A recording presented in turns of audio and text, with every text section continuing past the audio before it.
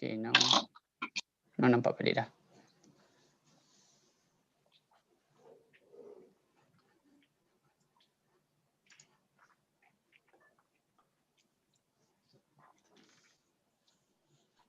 Is that clear?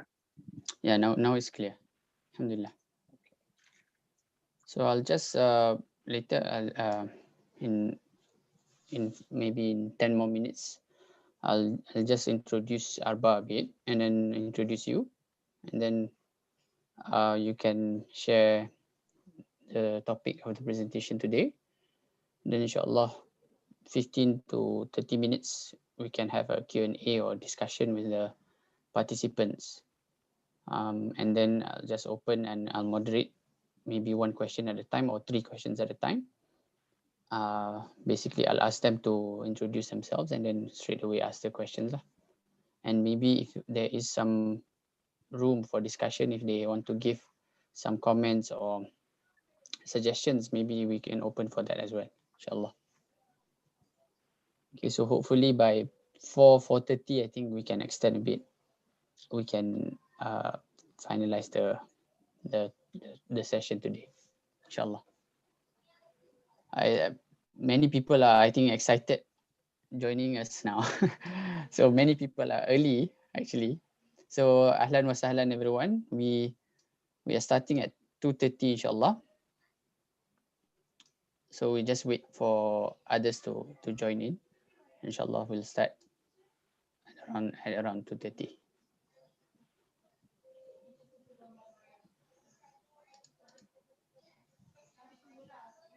So currently nanti dah, are you out and about or just working from home, Ustaz?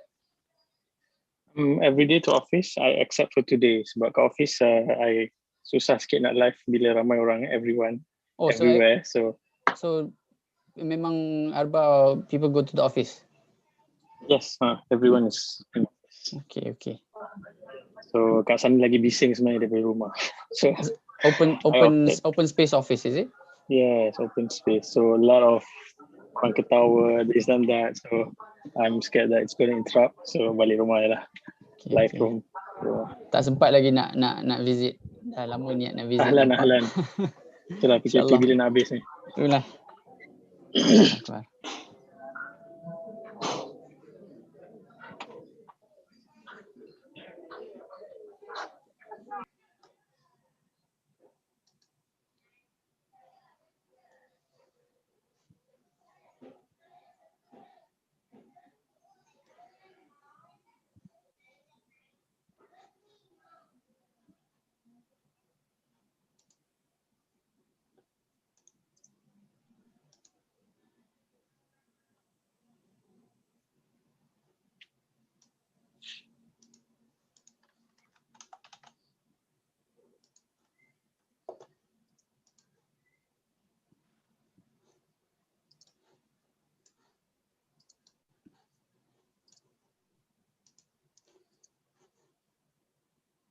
Can I try to share my screen for a while, just to see,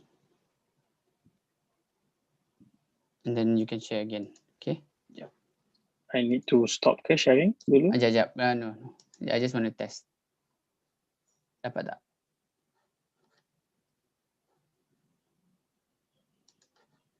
Okay. Nampak? Okay. I think I lost. You see the event poster kan? Nampak? I can see. Okay. Lebih kecil sikit.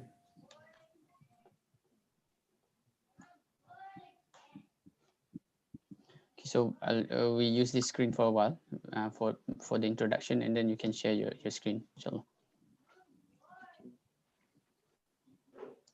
Okay, ahlan wa sahlan everyone. Thank you for joining in. Inshallah we'll start in 3 minutes, inshallah.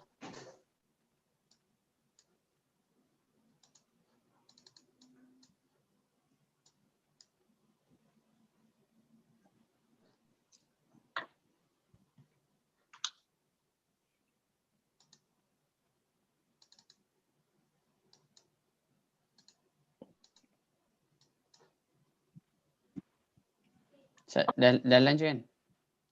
Belum. Masya Allah. It's okay.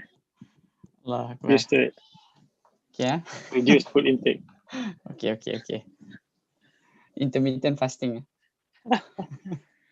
Better sunnah fasting lah. Inshallah.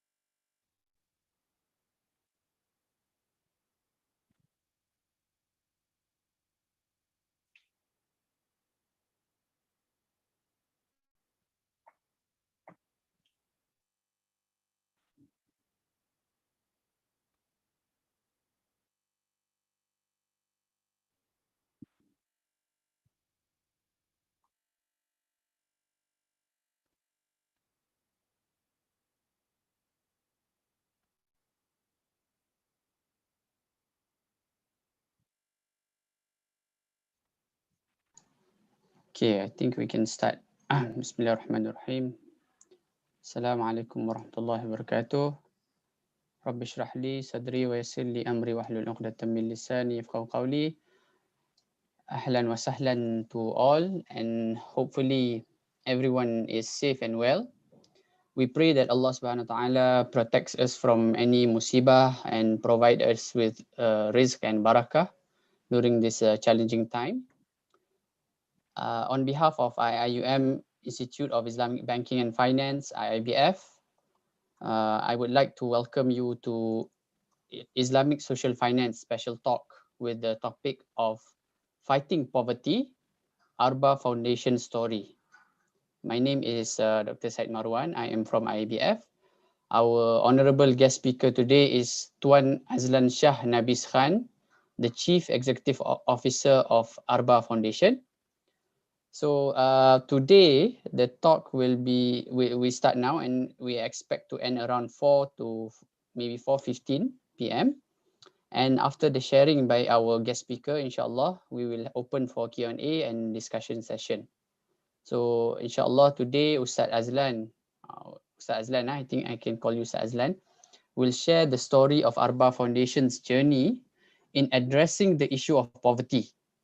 So not only that, in addressing the plights of the poor and vulnerable, and perhaps provide us with some inspiration to contribute and help out.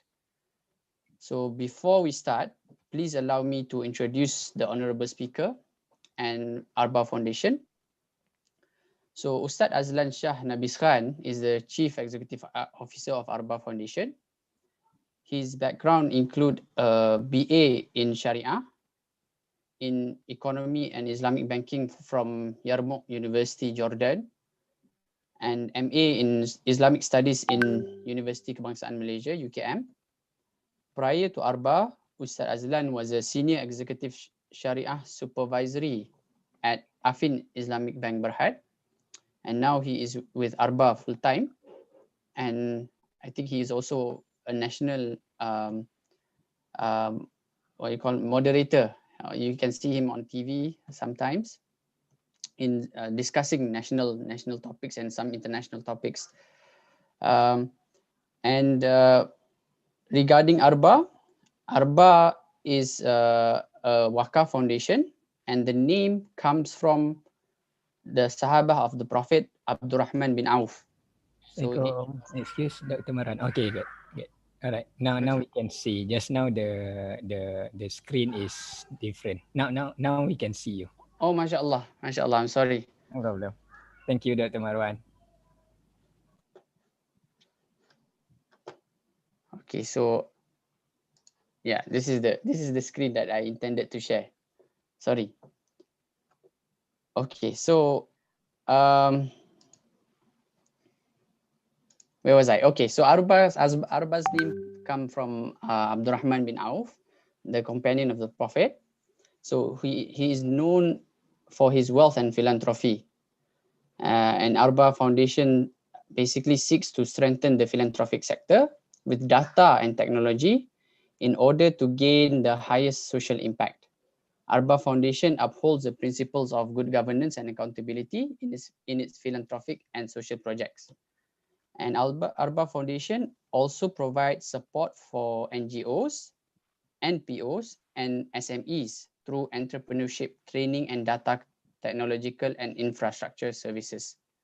So how I got to know ARBA, I think firstly, it caught my attention when they undertook the project called Project Susu Ibu, which is a project that facilitates breastfeeding for mothers in the B40 community. So, and they have various other projects basically that addresses the needs of the B40 community, not only at the symptoms, but also I think addressing the issues at the root causes. And I believe there is much that we can learn from ARBA Foundation. And hopefully Ustaz Azlan can share his knowledge and experience with us today, inshallah. And with that, I would like to invite Ustaz Azlan to the screen. Tafaddal mashkura, inshallah. Bismillahirrahmanirrahim. Assalamualaikum warahmatullahi wabarakatuh, and a very good evening. First of all, I would like to thank everyone, especially IIUM, Institute of Islamic Banking and Finance, IIiBF, for inviting and giving me opportunity to share some thoughts and experience, which I'm very humbled, and a special thanks as well for our moderator, Dr. Syed Marwan, who have been taking high risk of introducing me and giving the space, talking to great economists and banking students and lecturers, knowledgeable people. So here I believe we can discuss further, taking insights from both sides and try to enhance the discussion and the discourse on poverty and how to eradicate and to fight poverty, especially in Malaysia. So if we see here, today's sharing is going to be around 4 main points. First, we're going to talk about poverty in Malaysia, at least how ARBA Foundation sees it, how we frame it, and trying to understand it. Of course, there's many school of thoughts, there is many ways of doing things, and we have a certain kind of approach that up to this point, we believe this is the most strategic intervention. Second, what we do when we understand and we see the situation, what we do. And number three is to understand what is at stake in terms of the future of this country and whatnot. And we will have a question and answer session, which is only allowed for easy questions, definitely. So let's start, inshallah. So just a brief introduction. I think Dr. Marwan has already introduced ARBA. And as just a brief one, ARBA Foundation is an international Wakaf foundation. And our goal is to break the poverty cycle in one generation by enabling choices for the poor. So this is among others what Dr. Marwan mentioned earlier, which I will get into as well in slides after this. So first is to understand poverty in Malaysia. There is a long history, many writings among economists, among academicians, and among even ex-ministers and whatnot. Many things have been written, what happened in Malaysia for many, many years since independence, before independence. So this is our premise. This is our thesis of understanding how we see poverty and how we trying to fight it. First, the poverty issue in Malaysia is getting bigger. The group that under the poverty line is getting bigger, and due to the current situation, pandemic, movement control order, this economic instability, make it even grow faster. So we have two main issues. It's getting bigger and it's growing faster. And the solution that we see as for now, the most strategic solution is to give cash assistance. And we will try to argue why that is our position. So first, to understand the numbers, if we see what happens in 50 over years in Malaysia, back in 1970, our poverty level stood at 50%. If we can take a figure, if there is 100 individuals or 100 families in Malaysia during 1970s, half of them, 50 families, were under the poverty line. So in 46 years, we made an incredible progress, reducing poverty just to 0.4% on 2016.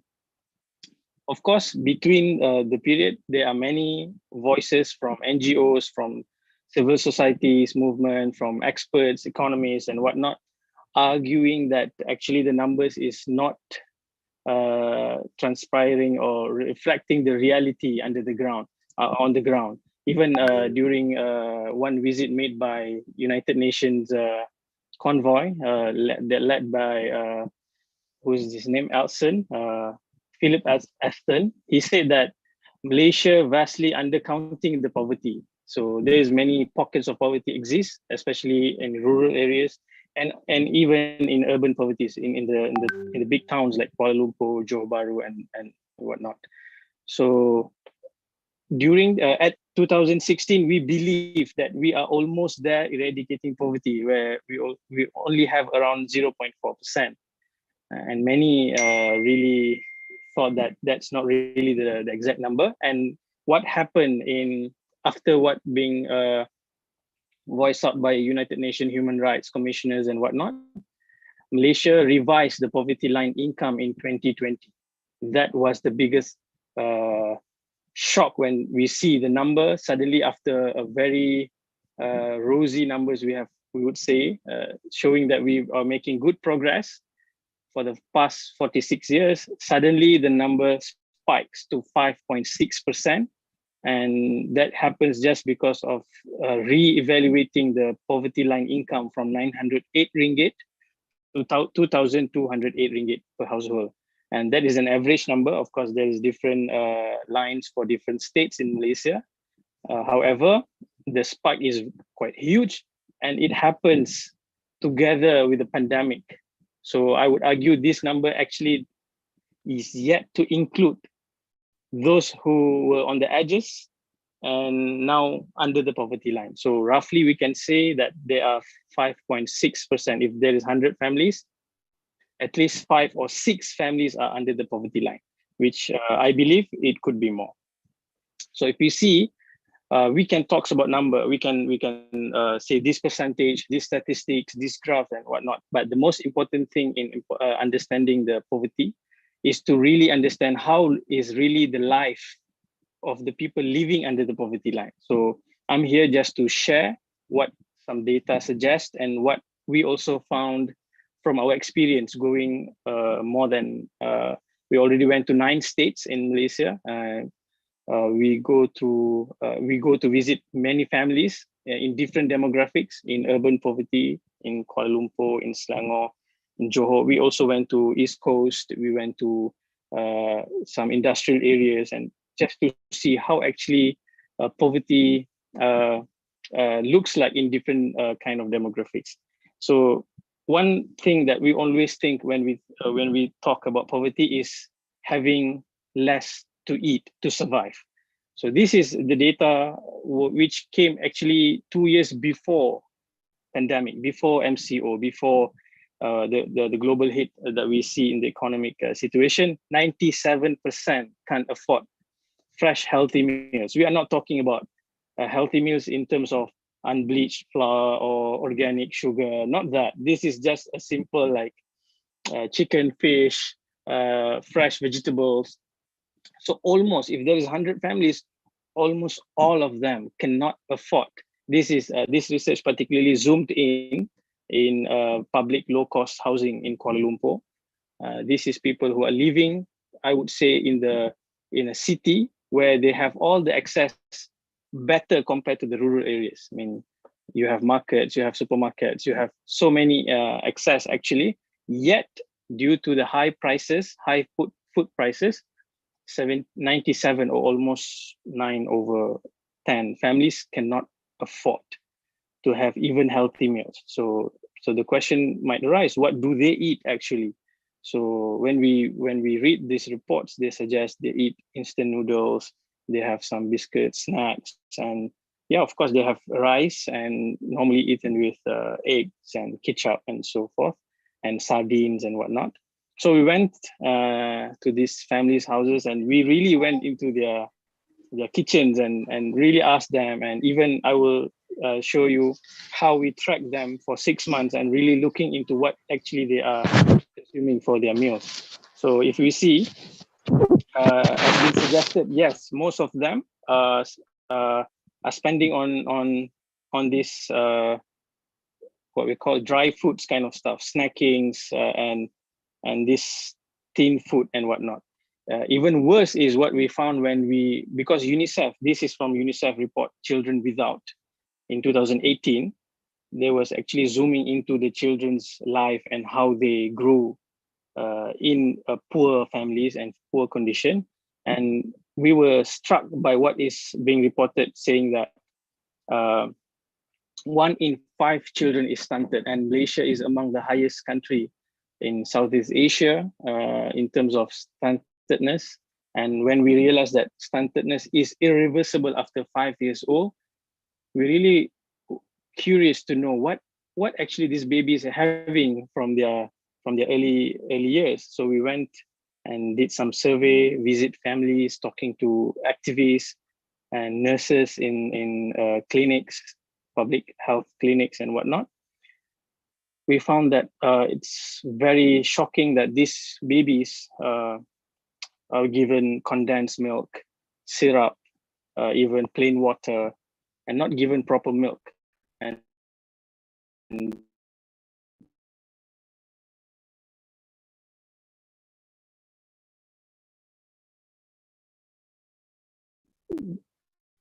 not about their height, like less for a few inches, but also the development of their brain, their motor skills, and their ability to learn and to work in the future. So when we went down and we understood the situation, we designed a project, the one that Dr. Sid mentioned earlier, which Project Susu Ibu, whereby we matched breastfeeding counselors with mothers among B40s, where we tackle them, we met them through data from the clinics. We attend to them before the delivery, 1 month before delivery. We prepare the mother to breastfeed and then try to keep the mother breastfeed the babies exclusively up to 6 months. But there were many challenges faced in this program. It's still going on, but put on hold because due to the MCO situation, we could not go to the clinics and retrieve data and meet the mothers in their respective homes. But in our short period of conducting this program, we found that most of the mothers, if they have to go back to work, they don't have the luxury of time of having this maternity leave, even for a month. We met few families during our visits whom after a week of giving birth, they need to go back to work. They are selling fruits in night markets and whatnot. They have to go back, otherwise their income is affected. So what they did, they replaced breastfeeding milk with those things that I mentioned earlier, and they can't afford to buy expensive milks in other forms, which put the situation even more difficult for them. Even our volunteers, breastfeeding counselors, shared their experience visiting these mothers. They are not even enough or proper space in their houses for them to coach the mother to breastfeed because they are overcrowded. They live 2-3 generations in one home. And we will later see that the problem occurs again when the children needs to have space to learn, to study. They don't have space in those small housing and crowded And when we visited, we really kind of curious how in the world for 3 months these people stayed 10 to 12 individuals in that small home during MCO. With some of them are bedridden and having other issues, cannot afford to work, and that was really something eye-opening for us when we went down. So, and of course, when we understand they have less opportunities and access to eat healthy, it affects their health, especially the children. And not only that, to make things worse, their access to education is also jeopardized due to their situation. And the most close to my heart was when I looked at the data of 5 and 6 years old children. More than half, if there is two boys or 2 girls, one of them are not attending any kind of preschool or early childhood education program, which makes them eventually, when they get into standard 1, they are left behind, and the race is not even. So those children who are already able to read, able to write, even in intermediate level, these children could not catch up. And World Bank suggests that if these children among poor communities get into school and they could not catch up within 3 years, 7, 8, and 9 years old, if they could not catch up within this period of time, there are huge potential that will drop out when they get to 12 years old, 13, and whatnot. So we can see this is before the pandemic. This data suggests what happens before the pandemic. And now when we shifted to online learning, you can simply imagine or assume that almost all of them is not attending any kind of preschool or early childhood education programs, due to all this restriction of having gadgets, having lack of internet access and whatnot, which we will go deeper later in following slides. And if you imagine how the lives of these poor kids in these poor households, 4 in 10 households even don't have any kind of toys. So these children don't have toys to play with. I actually living nearby these low-cost flats.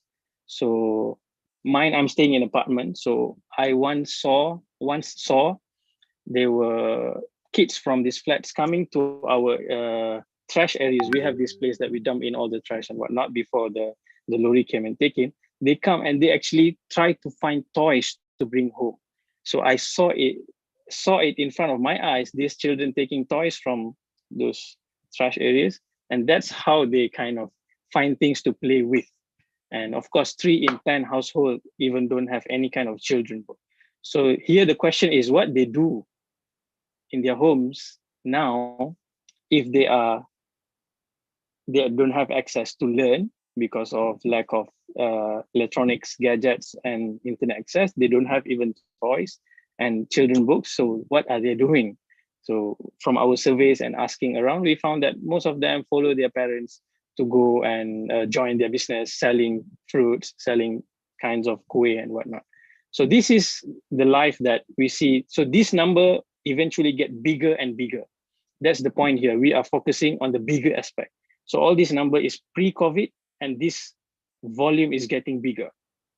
And then if we see, this is data given recently due to the online learning initiative, it's not an initiative, it's a desperate situation that we need to go through online learning. So this is from the Ministry of Education itself. This is not from third party trying to push certain policy towards the government. This is from the government itself. 36.9, it's more than 1/3 of students nationwide in Malaysia have any electronic devices.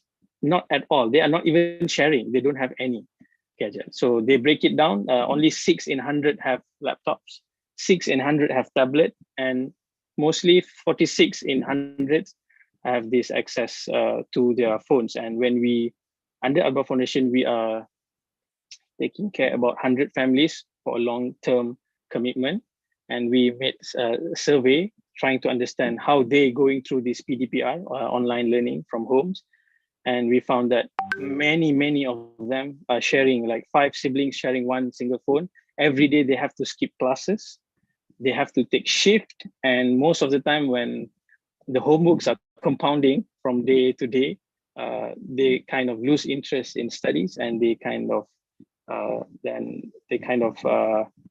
give up in learning through online platforms. And that is actually consistent what being reported by the reports under Families on the Edge by the UNICEF, that the numbers of children who are losing interest in learning is increasing. And even if we see the data here, a majority of the parents do not want their children to learn online because it's really stressful. When you even have the enough laptops, enough gadget is stressful already. So just imagine those families who have to share one single device. We have families that need to leave their phones when they go to work so that their children can continue learning. And on top of that, they are burdened by the cost that they need to bear for the internet. And what more if we talk about lack of internet access. I remember reading Dr. Syed Marwan piece, Traversing the Tightrope. There was a sub-chapter talking about digital divide. So we call it now digital divide or digital poverty. So we can see once there was an event whereby a girl, a university student who climbed up the tree and had to complete her exam by staying overnight on the tree, and then it became a national attention. But that only one children. We have thousands, if not hundreds of thousands, who do not have access to the internet. What more to gadgets and whatnot. So this is the real situation that we are dealing with right now. And there are more aspects that we can talk about how things are getting bigger and bigger. Before we can talk about, there are issues, lack of transport, family issues that makes children among poor families less attending schools. I mean, their attendance rate is low, and the numbers of dropping out of schools also getting higher. And when I was involved in child marriage in Malaysia research under UNICEF back then in 2016, 2018, we went through over 2,000 files of application to marry underage. And we found that almost all of them, when they are staying in a poor family, when parents have to work long hours, they get less attention, they're involved in many social problems and issues. And when they get pregnant, they get married, or they sent to certain kind of schools, and eventually they drop out from the school and they kind of repeat the cycle. That is what we meant when we want to break the cycle in one generation. I mean, these children, they should not repeat the cycle that their parents have to go through in terms of poverty, lack of income, lack of education, and whatnot. So there are many elements that we can go, but I believe everyone understands that the problem is getting bigger. Even by just shifting the poverty line income, and suddenly we have a huge number of families already under the poverty line, and that is not including those who recently fell from the edge due to pandemic, COVID-19, and retrenchment and whatnot. So that is first element. The problem is bigger, and now we are looking into how it's getting faster.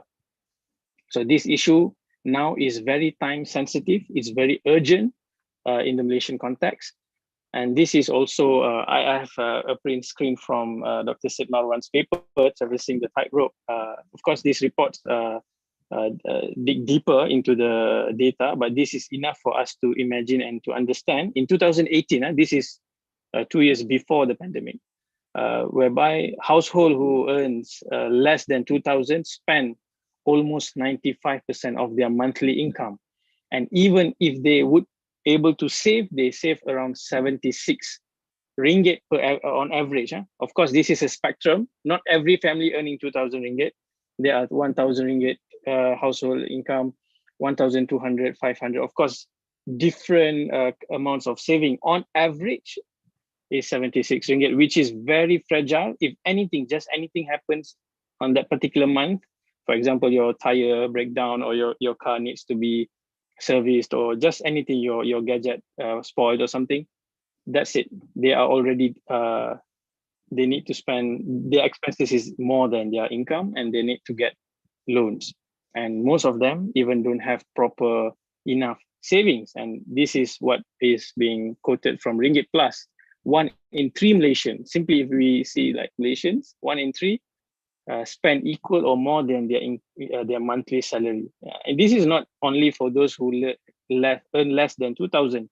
Even some of the lecturers, some of the young executives who earn 3,000, 4,000 ringgit per month, even most of them, if not at least 1/3 of them, spend equal or even more on credit. They live on credit cards.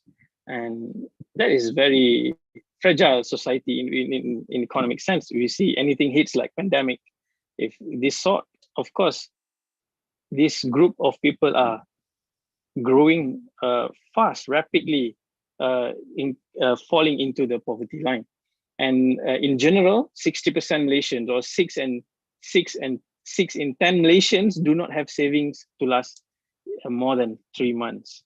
So that is something we need to understand, as if people only can hold back without income and having income reduced only about 3 months. And that does not include those who are self-employed. Whereby if we see the data of self-employment, which is come after this, okay, let me show you first. This is the only data I would say particularly related to MCO, published by Department of Statistics Malaysia. I couldn't find anything following up from this yet. Maybe among lecturers, among professors, you have this access, you can share with us and to all the audience so that we can know what's the number now. But during the beginning stage of MCO, 7 in 10 of self-employed Malaysians have no saving even to sustain more than a month. So definitely after a month of PKP or MCO, they are already in desperate dire needs situation. And the report from UNICEF as well, from Children Without, from their survey of 500 households in low-cost flats in Kuala Lumpur, 8 in 10 have no savings at all. So when we visit these families, we try to understand then how they cater when they have certain situation which can be considered as emergencies, health situation, or they need to spend some money for their children's schooling events and whatnot.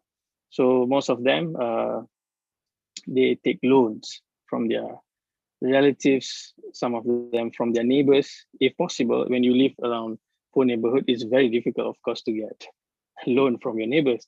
And the most painful to know is when they loan money from the loan sharks, which basically once they get the loan, they are trapped in that loan, which charge a very high interest rate for many months, if not years. And we are also dealing with those kind of families in our database, which shows very, if not small, almost no progress in the improvement in their situation, because they have to keep paying these loan sharks. And of course, they get certain kind of assistance we can see here, but as far as I have confirmed with representative from Zakat institution and others, anything particularly related to MCO and pandemic is, as for now, is one-off assistance. So one-off assistance is actually not sustainable. If you really understand the situation they are in, it's not sustainable. Okay. So this is what I shared before, and even the situation that was just focusing on the saving elements. So if we look into what happens to their income, so we can further understand that this is growing a lot really faster. 1 in 2 had reduced income in these families. So they have been retrenched, they have reduced hours of working. Some of the families working only 3 days.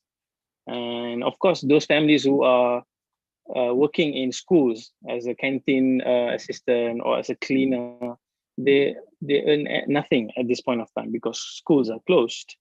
And happens to many other workers as well, which cannot earn any income at this point of time. So they are facing this situation. They not only have no savings, but they also earn nothing at this point of time.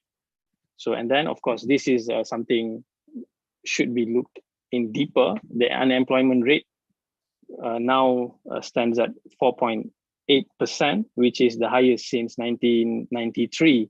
And that's basically involves around 772,000 plus individuals.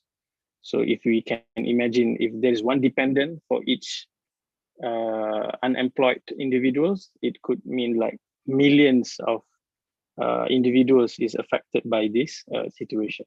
So this is among the data that we can pull from few reports that shows how the problem is getting bigger and it's growing even faster. So this is also being confirmed when we talk to families that we are trying to taking care of them, through the donations and through the support from the public. They are struggling. There are some categories, they are working, they are struggling to get new jobs. Even the chief of statistician, Dr. Sri Muhammad Uzair, Dr. Uzair said the economy is shrinking. The employment opportunities is getting challenging and whatnot. So this situation is getting a lot more time to be recovered. So we can imagine how difficult it is for those who are unemployed at this moment.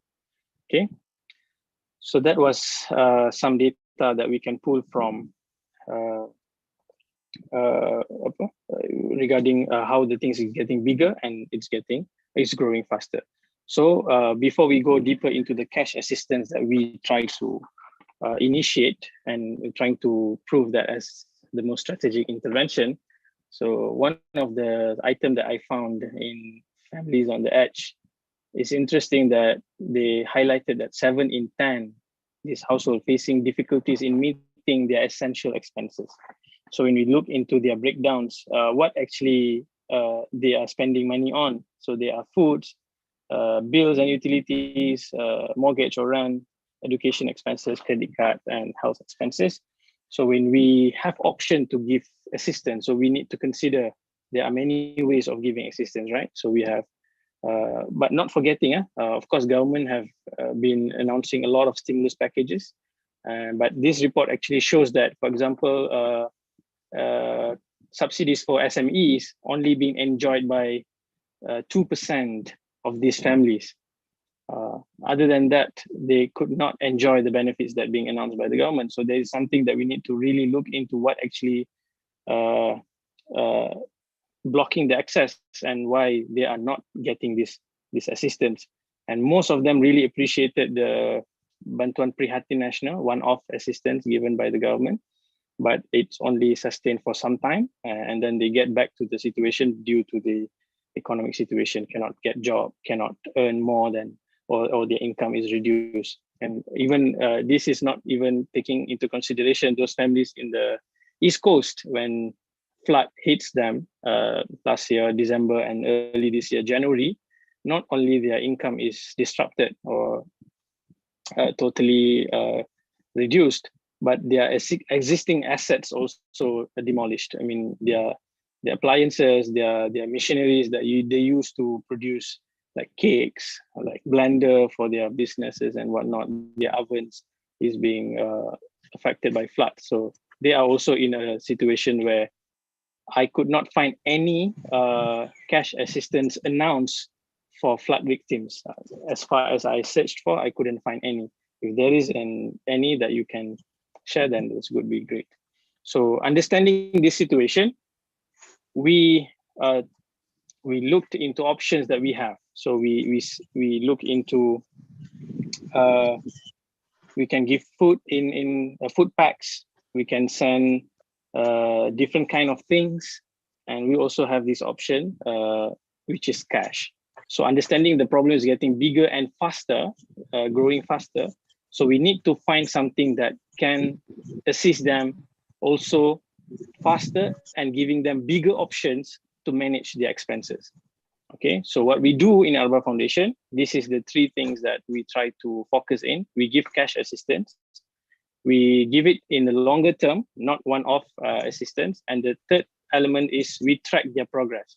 So from month 1, 2, 3 up to 6, we try to understand how their situation is improving in terms of financial, in terms of their children's education, in terms of their well-being, and a lot more. So we have our dedicated staff at ARBA Foundation who has this capacity of big emotional tank of able to handling all these stories and conversing with these families for many, many months and trying to help to solve their situations. Okay, so cash assistance, long-term assistance, and we track the progress to really see how the cash is actually making an impact. So there is a research done by an entity in the United Kingdom. I forgot to quote it here.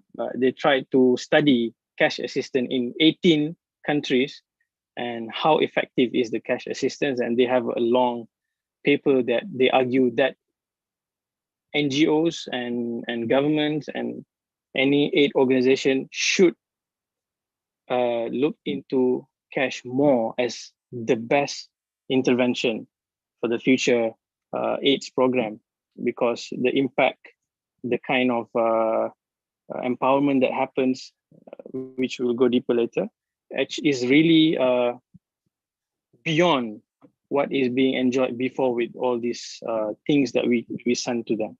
Okay, so we have two approaches in ARBA Foundation. We have unconditional cash transfer and we have conditional cash transfer.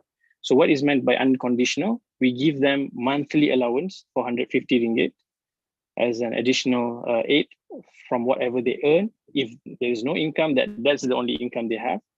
Or if there is any other assistance they are receiving, so this is to support them. They can use for whatever reason.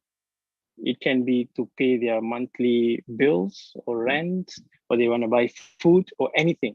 We don't put any condition on them, but they just need to inform us to send the receipts of their expenses for that, so that we can understand how they are spending their cash. The second assistance is conditional assistance. We did this with the program that we gave them another 450 ringgit additional for them to purchase any kind of gadgets, electronic gadgets, and internet access for them to for their kids to continue following the online learning process. So why we choose this? Of course, there are many reasons. Even some of the papers that I mentioned earlier argues that there's 11 great benefits of cash assistance. But as for now, in ARBA Foundation, we focus only and we see from these 4 perspectives. First, the first one is the fast element, that the speed of the assistance receiving at the ends of the beneficiaries. If we see in ARBA Foundation, we can say that on average, the assistance reached them within 72 hours. Once we get the fund enough, we make the transfer. Basically, on the 3rd day, they already able to use the cash, go and purchase whatever they want to purchase according to their situation, which they know the best. Okay, so the fast element is one of the luxury of doing cash assistance. The second one is empowering them. Here is the biggest problem when many institutions think that when we give cash, they might misuse those cash. But actually, research upon research in many countries proved that that is not the case. If even the occurrence is very, very negligible. Okay, so what we understand from our experience is when they have this cash and they have the freedom to choose, they actually make better decision for themselves. For example, if we argue that giving food is basically covering their needs to buy food, but there are many different needs for different families. For example, just last week, I had a meeting with few leaders in charity world. They also kind of agreed that cash assistance is the future, because they said many families receive this rice, this sugar, this kind of flour and whatnot. Some of them could not consume those things because they have diabetic issue, for example. They need special kind of sugar or special kind of rice, which with cash, they can simply go and purchase for themselves what is best for them. Okay, that's the number one. Number two, when we give them cash and let them decide for themselves, it's actually boosts their morale and sense of dignity, because we don't dictate on them what they should eat or what they should use. They have the freedom to choose. And this also comes with when we promise them a longer term assistance. Most of them came back to us saying that this gives them some room of stability to think through and to start something to earn more income in the future, because they know for the next 3 months, for the next 6 months, they have safety nets or something like kind of pillow to fall back, so they can decide better. And many research in psychology studies suggest that whenever we are under a huge stress, our decision making is always compromised. So when we understand why certain people make our irrational decision, that is because they are under a lot of stress. So when we give this kind of cash assistance, it reduces their stress and they make better decisions. And even when we talk about conditional cash transfer, when we give them money, they will be able to choose whatever design or whatever model of phones or tablet or laptops, whichever suits their situation. So we have families that purchase tablet, which they get to purchase under the price that we allocated. Some of them actually had some small amount of savings or other assistance, which they really want to purchase a laptop. And with the cash that we gave, they were able to purchase a laptop. And some other families decided differently according to their situation to spend more on the internet rather than to spend on the gadget. So they basically make decision that suits their situation. And all of them send their photos and their receipts of their purchase. And when we see these families are very happy that they were given the option to choose for themselves, it's really something fulfilling at our end to see that, they are given that dignity and given that empowerment for them to decide for themselves. That is very good. Number 3 is to cut or to optimize operational costs. When we talk about delivering packs or things, of course, we involve more individuals, or what we call labor force to execute the thing. And then we have this transportation cost. We have many other costs involved. That's why when government announced giving food packs to those who are staying in public low-cost flats, that's actually a very questionable move, because the amount that they announce and how much of the portion really reached to the families is another big question. Who is getting the cuts in betweens and whatnot, those kind of things. So whenever they get cash, basically they can spend, and the bigger amount, the bigger portion of the assistance actually reach to the poor.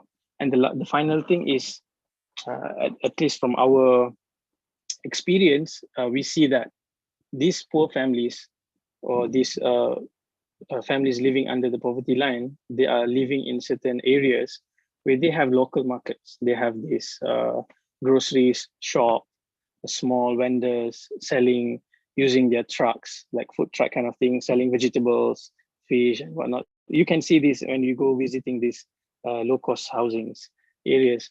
So when they have cash, they can spend boosting the local markets, whereby this will eventually make the sellers sustain their business and not retrench their staff, of course, their workers, their assistants and whatnot.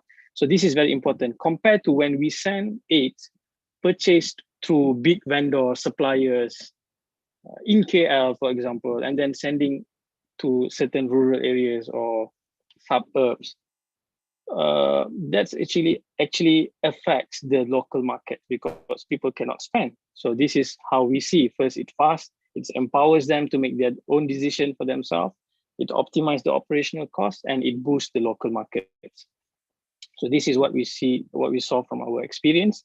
And for that, we think to give cash assistance is the best intervention at this point of time. Of course, we are open to discussion, and we also understand there are certain situations, certain group of marginalized community, which cash assistance is not the right intervention. For example, for those who are stateless in certain areas of Sabah, or certain areas, even in Semenanjung, Malaysia, in Peninsula, we have stateless communities, which they don't have bank accounts. They do, and in Sabah, for example, giving cash assistance there is a security threat as well.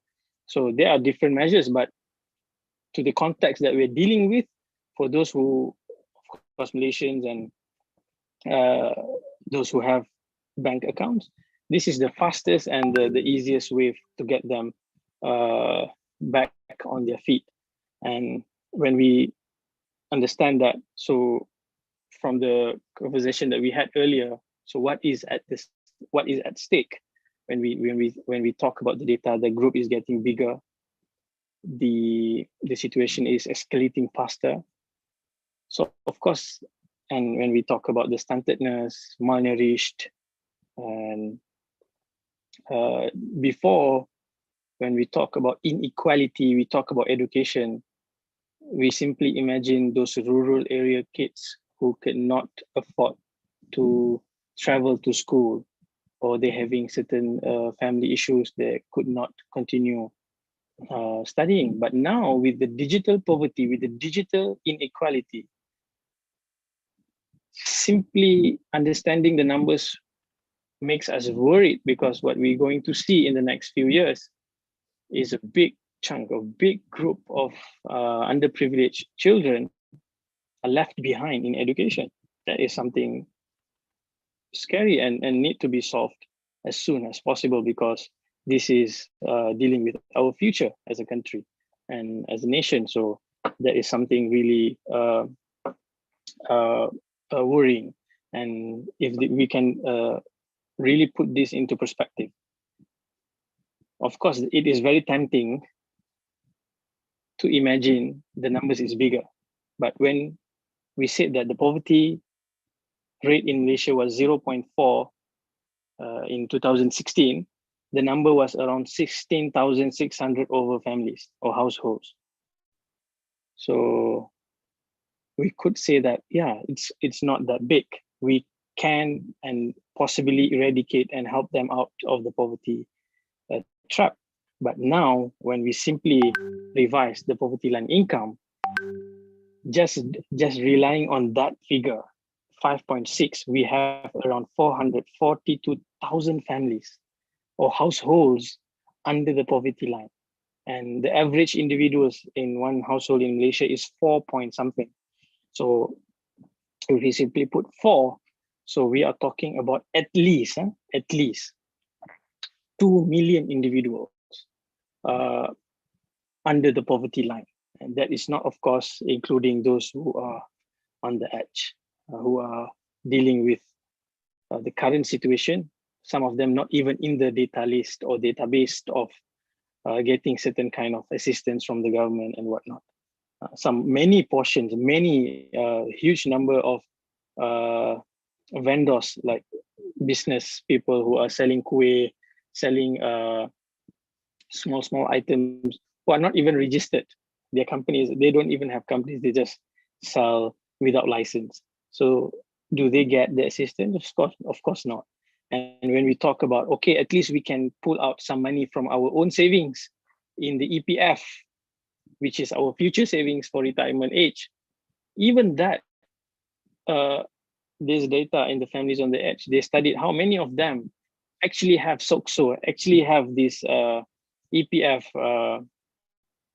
scheme covered for them. No, the big numbers of them are not even saving in their EPF. So this is something need to be solved as soon as possible. And of course, not only government alone is responsible. Of course, we as the citizens of the fellow human beings and neighbors should able to do something, because some of the ministers are busy doing photo shoot as well. So we need to cover their job.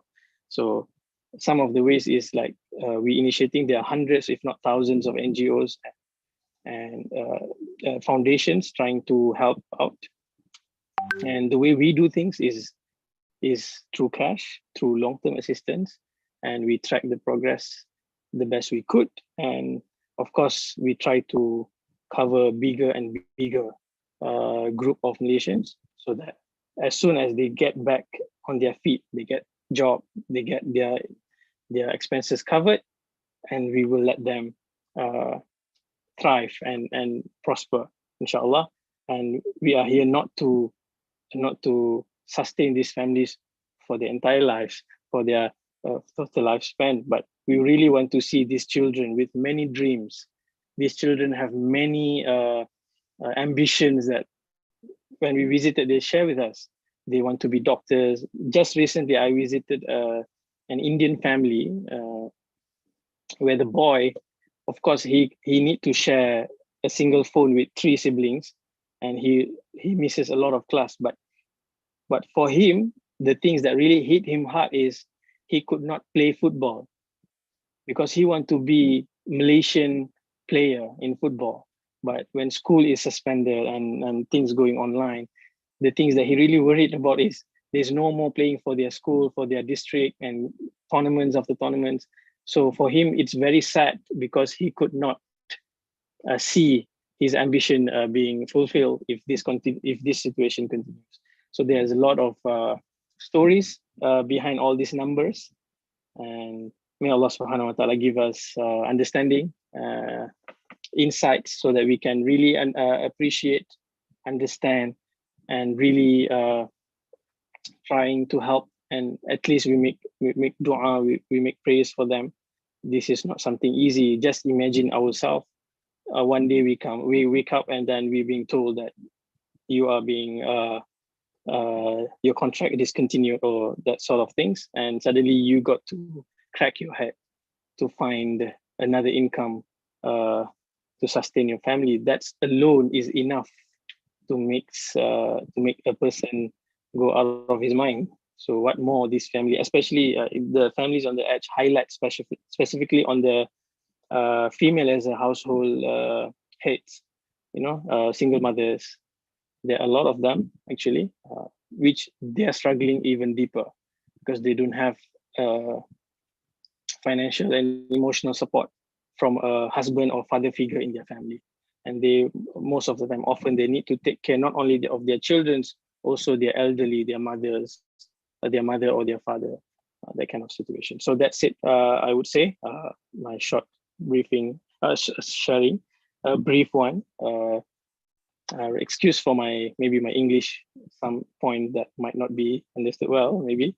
So we can have some question and answer session so that we can try to discuss, try to develop further, and see how we can develop in the future so that we can help and assist better. Thank you. Okay, thank you very much, Ustaz Azlan. I think there's a lot to digest, even though it's a very brief sharing. And I think this perhaps provided us with a bit of insight probably with what is actually happening on the ground, because I believe ARBA Foundation's work is actually doing they are actually the boots on the ground. They are looking at the reality, and I hope this talk provided us some insight and some inspiration for us to contribute, inshallah.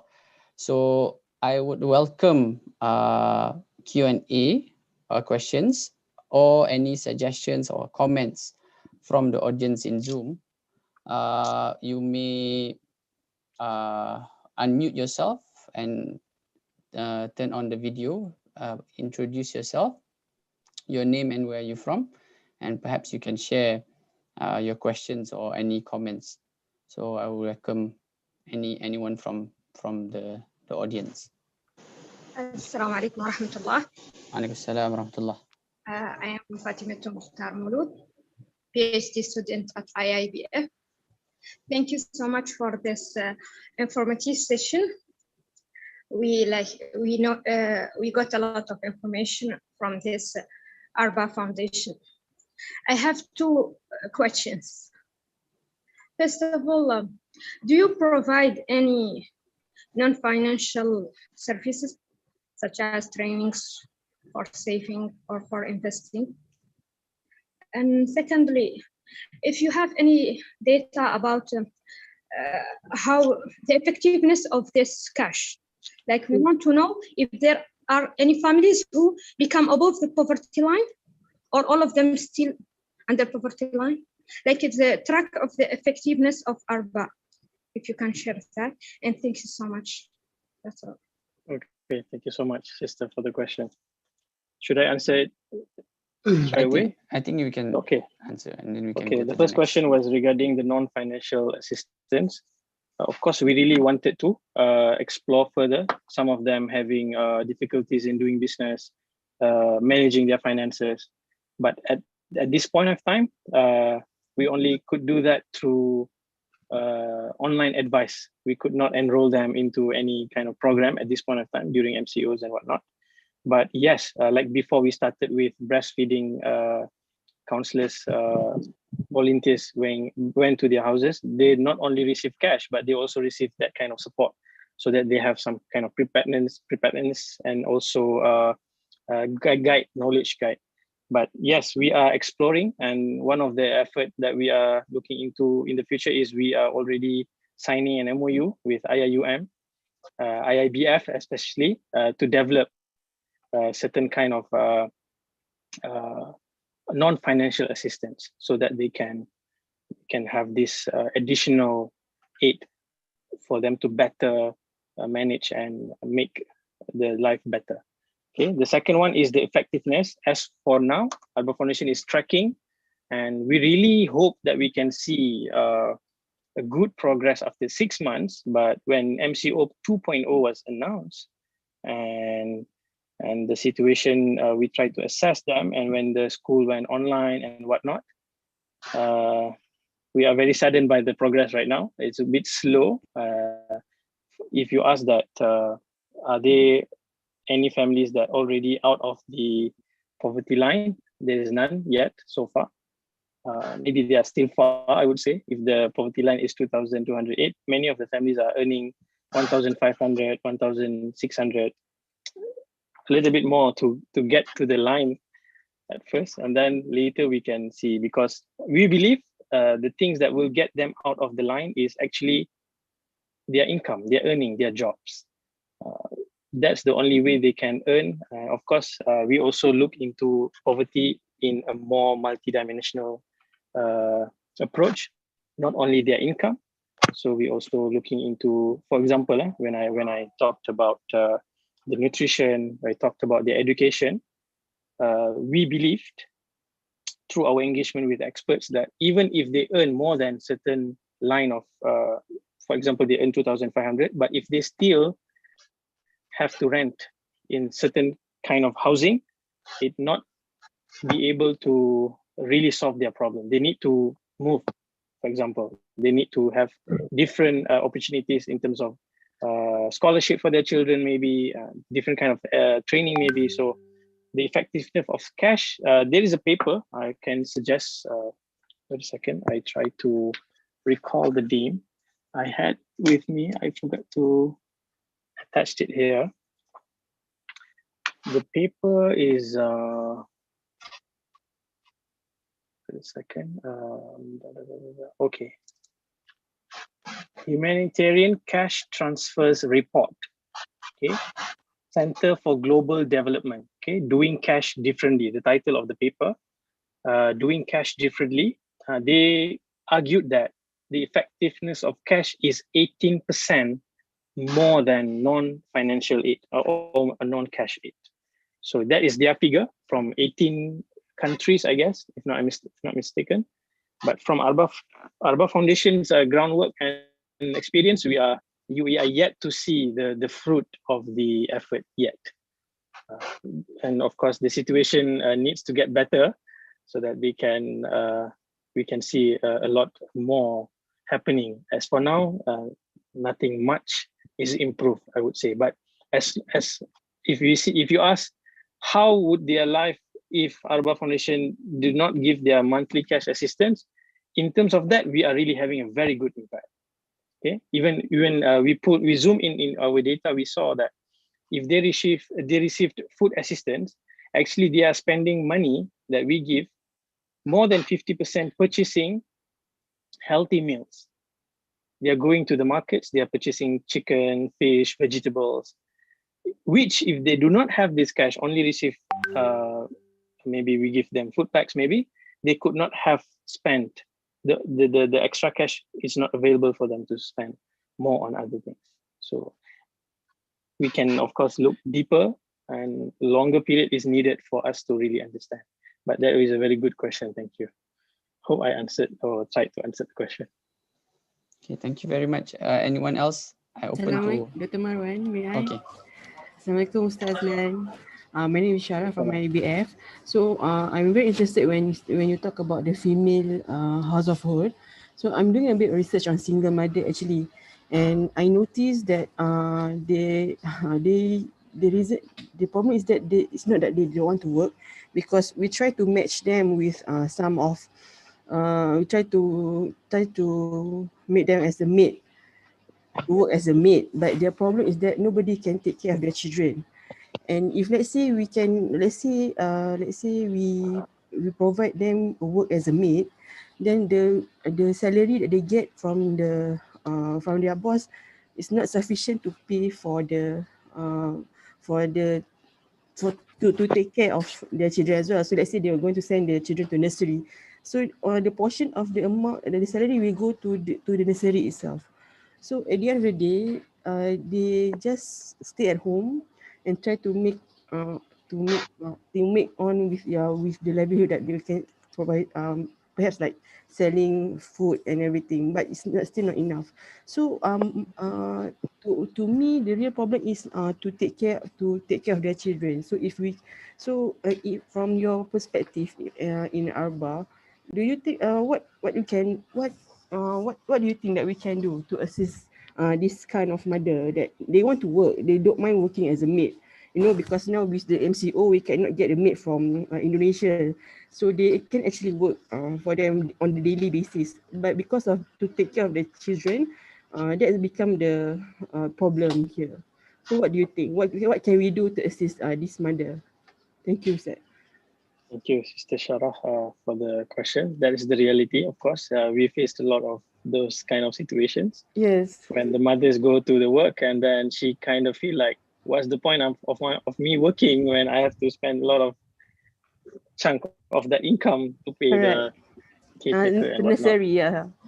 Yeah. So as for now, we are still talking to few NGOs that suggesting that we offer them like renting a space under their housing areas and provide them, if not subsidized, free service to take care of their children. Actually, this is being done in many countries as well. In the United States, in Brazil, I read in some other states as well. They are trying to give this kind of assistance, which comes with early childhood education program to make sure these children, and they studied the impact, those children among the poor families whom their mother sent to this program and went to work actually did better in school later. So they have those kind of data available. But if you ask me in terms of the Malaysian context, of course, it's not that easy or immediately can be, for example, we need to obtain certain kind of license from the ministries to be able to open up those kind of centers, and then we need to pay the personnel that is trained into early childhood and whatnot. So there are few costs that we need to consider and to sustain the center. So as for now, if you ask me, there are some families taking shift. For example, I send my kids to your home for a few days, and then you will send your kids to my home for a few days, and you'll be able to work. Some of them are like that, and some of them are just lucky enough to get their neighbors to take care of their children for a very minimum payment. So they are dealing with those situations. Hence, many mothers, single mothers, actually doing their own business. They are doing this drop ship. They are doing this being agent, selling kuih. Just now, just few months back, we went to visit a family here in flats areas. Even the children who is already at the age of 8, 9 years old, they are taking charge of taking care of their smaller siblings, so their mother can go to work. So there are a few things they are juggling with. As for now, I really would say that if giving them the facilities and the space for them to put their children for a few hours a day so that they can go out and work, it would be great. And that requires a lot of cash, I would say, to sustain the place, to sustain the teachers, and to make sure they get enough care. And even I read these papers regarding these particular issues. There are actually higher abuse cases when they just send their kids to strangers. I mean, just anyone taking care without expertise, without having been trained to taking care of these toddlers and whatnot. The abuse cases are even scaring there. So it's a complex issue. How would we solve? I think we need to talk about this kind of policies recommendation to the ministries, to the minister itself, maybe, who is in charge with regards to children, families, and women affairs. So yeah, a lot to be done. As for now, I have no simple solution for those kind of situation. Yeah, sadly. I believe this was discussed in the previous government, but current government I haven't seen the any policies on that. And actually, I've read some reports. Actually, there are some cases where we read in the news that some children, they fall from the flats and some die when they are left alone because their parents go to work. Yeah, so because some do not want to send their kids to strangers, so they rather leave the kids alone on their own while they go to work. So yeah, I think this is a very complex issue, and I think it's good that Dr. Sharah is doing some research on it, and perhaps we can collaborate with ARBA for the research on the families that ARBA is taking care of. Maybe perhaps some of them are single mothers. Dr. Sharah, maybe you can expand your scope into ARBA. Yeah, Dr. Marwan, because actually Ustaz, I'm looking at ada tadika kemas, because tadika kemas give the fees to send your children to tadika kemas is very low. But the problem with tadika kemas is that it's only until 12 o'clock. So, and after that, the mother have to think to send it somewhere else. So I was thinking that if the government can extend the tadika kemas period from 8 to 5 perhaps, then it can solve the issues. But to do that, as you said, it will cost a lot of money as well, because tadika kemas can be found everywhere in Malaysia, right? Yeah, so maybe we can work. I don't know, I'm just putting out an idea. We tried to survey before when we found that more than half of children in poor communities don't attend preschool. We did some research and survey. We actually found that tadika kemas is not easily available at most poor communities area. So even they are not under Ministry of Education, they are under Kementerian Wanita. Kementerian Luar Bandar, I guess. I need to check back. Okay. So it's a different, they are not in one ecosystem kind of. So they have different, and then we went once, there was a family, we went to the Sekolah Kebangsaan, they have this prasekolah, right? We tried to enroll the kids who have been not in preschool for 2 years, for 1 year. He's 6 years old. For the past 1 year, when he was 5 years old, he was not attending any preschool. So we went to the prasekolah and really asked if we can pay and join him in. And the teacher said that in system, we are only allowed to cater 200 students. So we are at full capacity. We cannot take that one children. So that is another situation that is being. So what we did, we paid Tadika Pasti for a year of fees, and then we registered the boy, and suddenly PKP came, and the Tadika Pasti earned easy money. Alhamdulillah. All right. Thank you, Ustaz Azlan. Thank you, Dr. Marwan. Thank you. Thank you. Okay. Anyone else? There are some questions on the chat, but I'll open to participants in Zoom first, and then later on we can go to the chat for the questions. Anyone else that wants to? Assalamualaikum, Dr. Marwan. Can you hear me? Yes. Okay, I have two questions for Ustaz Azlan. So basically, my name is Shahira. I'm a PhD student from IIiBF. Thank you so much, Jazakallah khair, Ustaz Azlan, for the very heartfelt sharing. And I absolutely salute your efforts and recommend your organization to family and friends. And I appreciate the fact that your programs, your decisions and strategies are all backed up by data and relevant studies. So which gives us the confidence to support you, because now we are able to see how meaningful they are, right? And I have two questions. Number one is, I was wondering whether there is a framework or mechanism that you undertake to track and measure the impact of your programs. So for example, a before and after impact lah. If yes, how do you do it? And if no, perhaps you could share with us what are the challenges that you face in tracking impacts of these programs? Okay, that's number one. And number two, okay, I understand that ARBA Foundation is an international Wakaf Foundation registered with Labuan. So I'm just curious where the Wakaf element is in your structure. Is the Wakaf in the early stage of establishing this foundation, or do you as well encourage people to give cash Wakaf into your organization? Those are my two questions. Thank you, Ustaz. Thank you, Dr. Tabi. Inshallah. First is regarding the framework. Actually, we are still exploring how is the best way. For example, when we did Project Susu Ibu, we collaborated with USM and we registered our research under NMRR, Kementerian Kesihatan Malaysia. So we had a proper framework to really track the baby's weight and also the what they call ukolilik kepala. I forgot the term in English.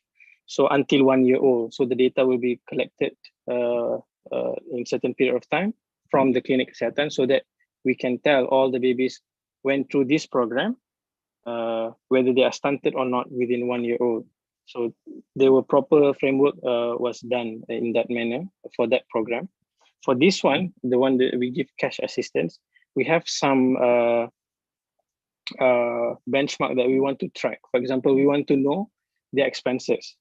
So the problem is we could not use a very specific standard questionnaire kind of thing, because it's kind of semi-structured. We just know what we want to know, and then the conversation happens for a longer period of time, for example, 6 months. So we ask about their financial situation, we ask about their well-being.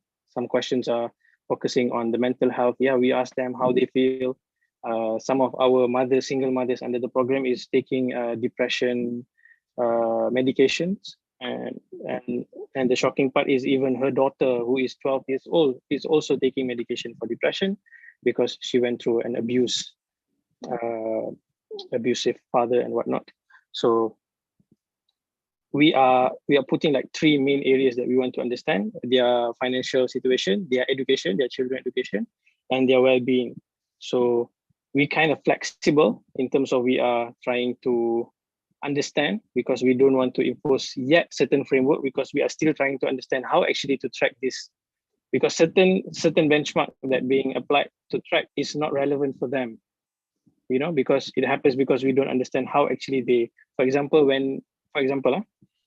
if we really wanted to track their expenses to be categorized as useful or not useful, when they spend on for example, paying their estro bills, okay, how we are going to categorize these expenses, useful or not useful? When we dig deeper, we need to be very careful, because for some, even if you read Poor Economics, this is a very good book by a Nobel laureate, Abhijit.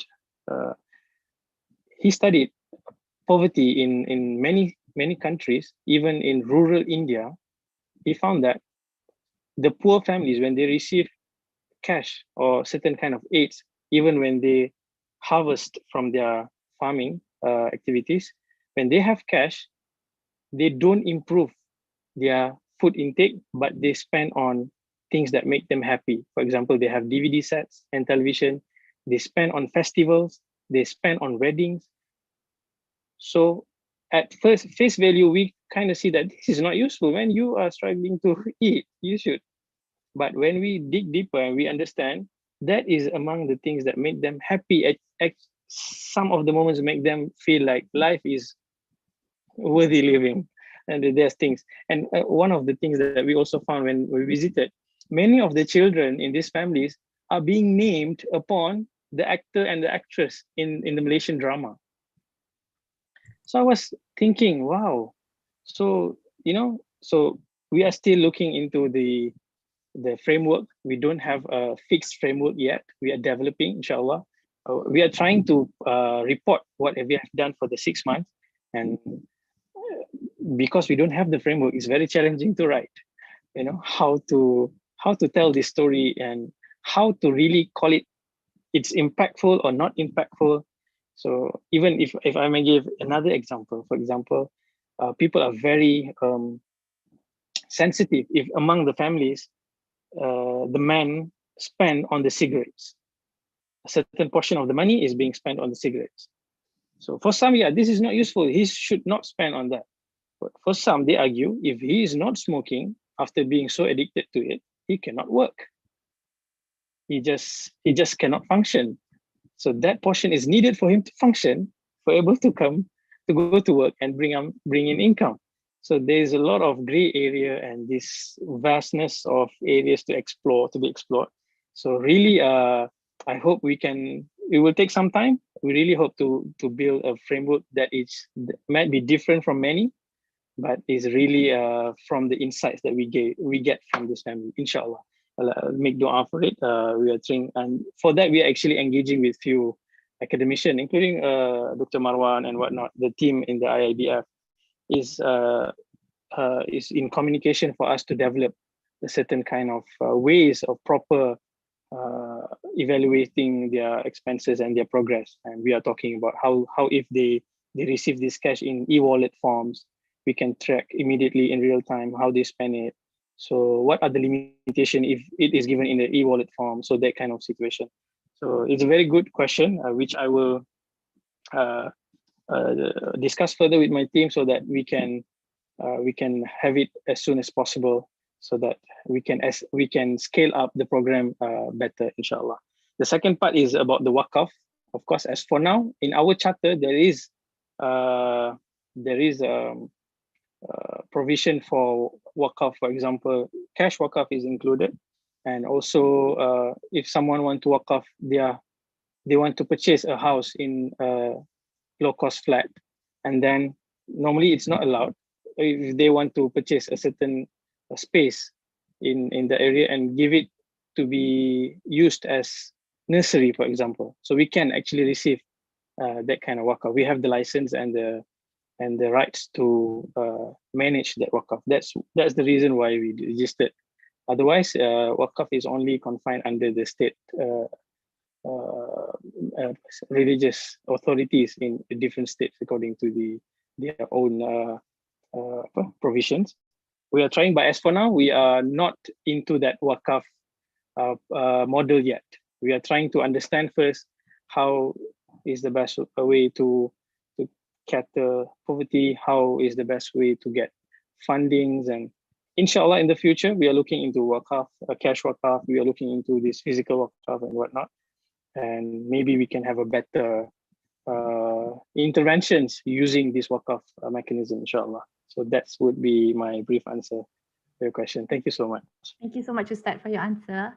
I guess it helps that we understand that there are many layers to the problem on the ground, and because of that, it's tricky, to measure the impact.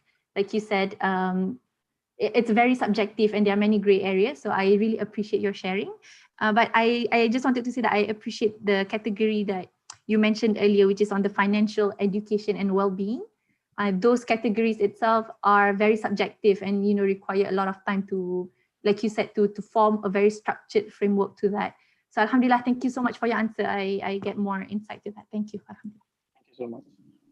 you very much for the question and insightful answer.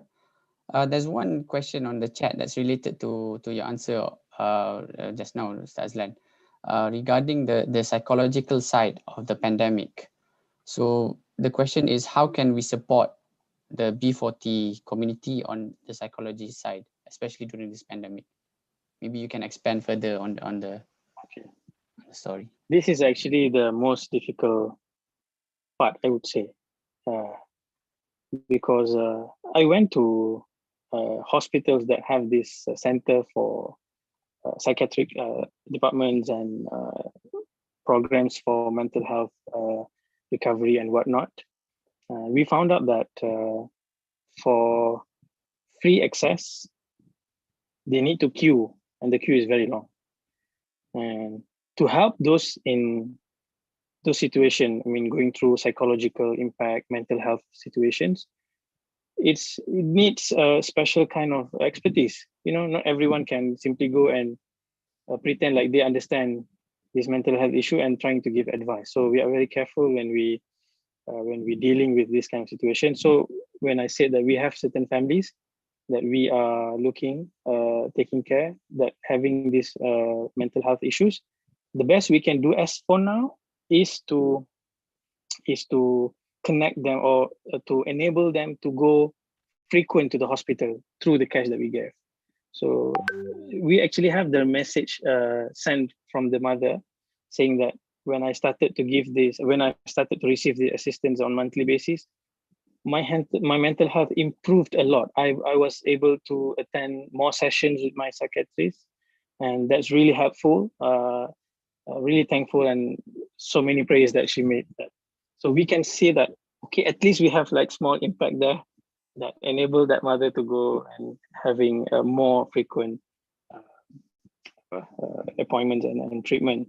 And there is also another initiative that we are thinking how if we can get psychiatrists or experts in this field that we can match them, but we don't know how effective it would be because we haven't done the proper study yet.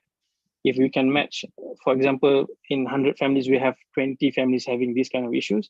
So they are grouped in a particular group so that they can receive one-to-one coaching or assistance from a doctor who is volunteering with ARBA Foundation.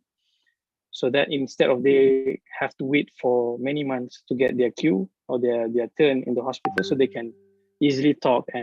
But it's not that simple, of course. It's not that easy to match. Even if I try to find online, we have befrienders and whatnot.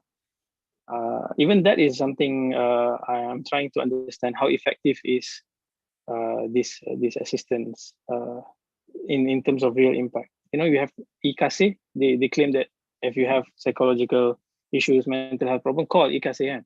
So I don't know what actually is done when they call. No, we have children calling because they are lonely, because they think they cannot imagine a better future and whatnot. But I don't know what actually being told or how they handle this situation is out of my area. We're still learning and I regard this problem as a very complicated one. So as for now, I don't have any solution except that we can push them, enable them to go for the treatment, to see the proper psychiatrists and doctors, and whatnot, get medication and whatnot. That's the best we can do. We hope we can do better, inshallah.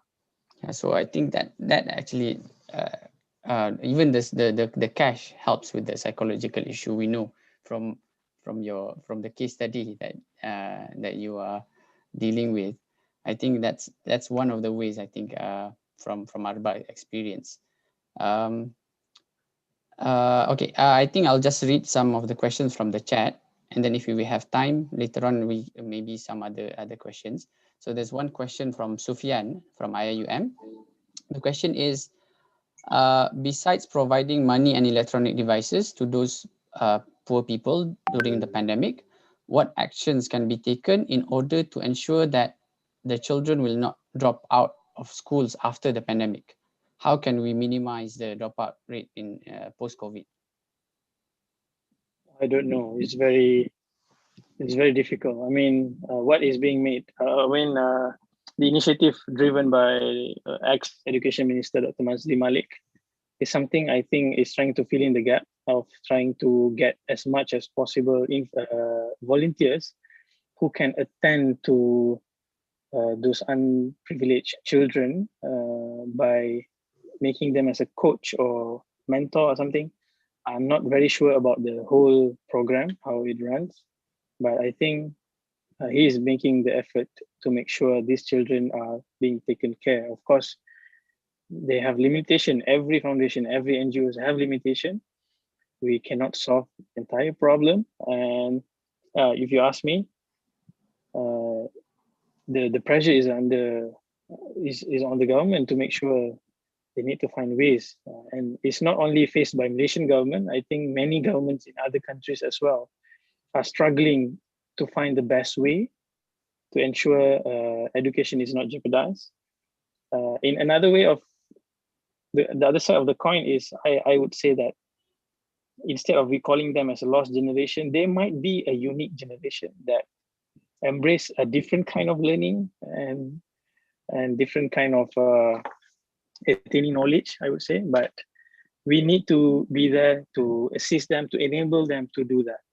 So as for now, we are only limited to that, providing money and cash so that they can have access to conventional education that is ongoing right now through online. Other than that is far beyond our reach.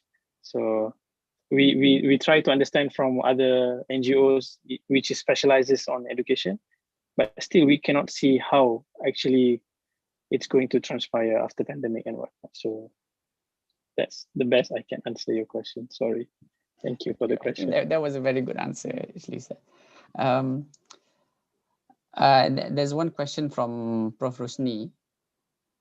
She asked, can you share with us what is the top 5 list of things or contributions that are expected and we can contribute better to these unfortunate groups? So maybe apart from the cash, maybe what are the top 5 things?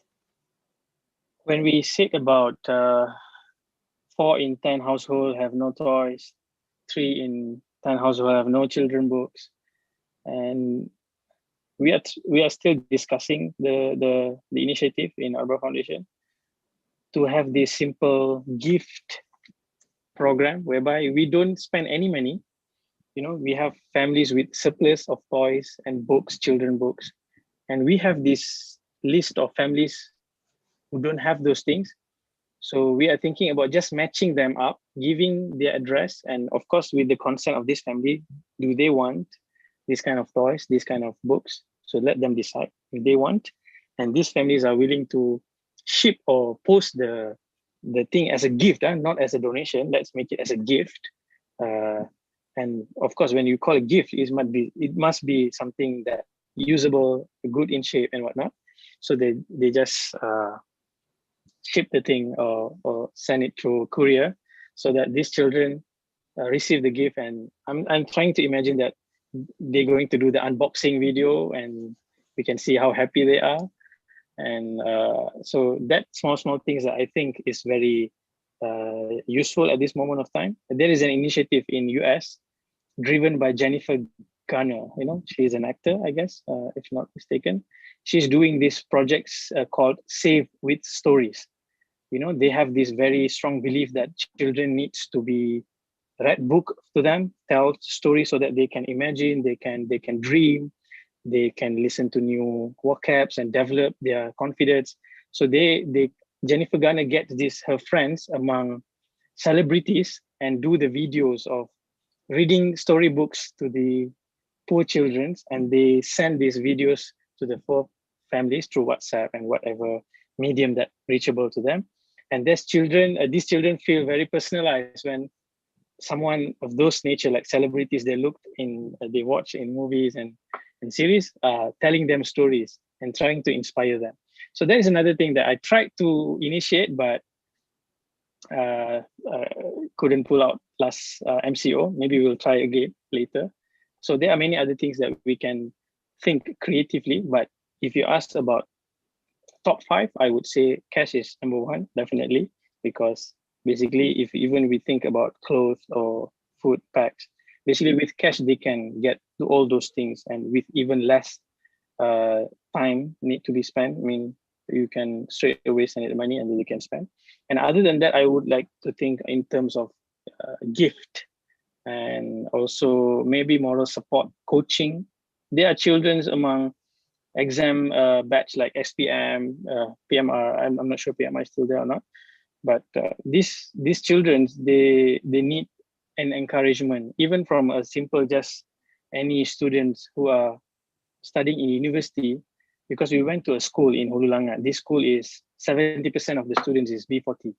So when we try to understand the situation, the teachers told us that these children, their dreams are just to work in the Watson or KFC if they are in their small town. I said, why? Because that's what they experience in life. If they can see far than that, if they can talk to someone who worked as a lecturer, who worked as an oil and gas engineer, they could imagine something like that, so that they can dream bigger. They can. So that is another way of matching these children with these mentors, volunteers who can.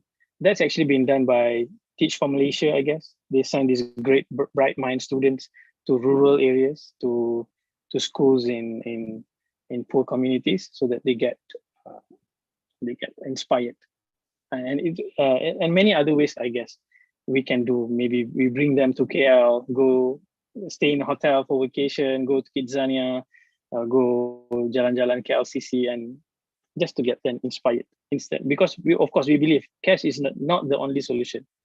Cash is the very foundation, at the very basic level, and then they need many other stuff. So yeah, maybe that is what I'm thinking as for now. Okay, thank you very much. Can we allow for a few more questions, Azlan, from the floor? Yeah, sure. Anyone else that wants to ask any questions? There's one question from Samia. So she asks, is there any intention to create a system that would allow these brothers and sisters to become independent and still part of the world, even though, for example, they cannot make part, they are not connected through to the digital system? Is that what I understand? Maybe how can we help them become independent and resilient? I think that's already answered partly from your previous questions. I guess this is a very good question because this is the dilemma I face as well personally, because I don't want to make everybody fit into a single system or single pattern, like as if everyone must be like this, then you are successful, right? So it can be other. There is a book written by Seth Godin. He wrote a book titled "We Are All Weirds." We are all weirds. So that book, actually, the thesis of the book was, the manifesto of the book is, we should not think that everybody needs to fit into a particular one single system to be considered as successful, or I mean, like, you are worth living in this world. Right? So yeah, of course, that's why when we talked about the framework, for example, there are some kids that their education or academic result is very bad, but they are very excellent in sports.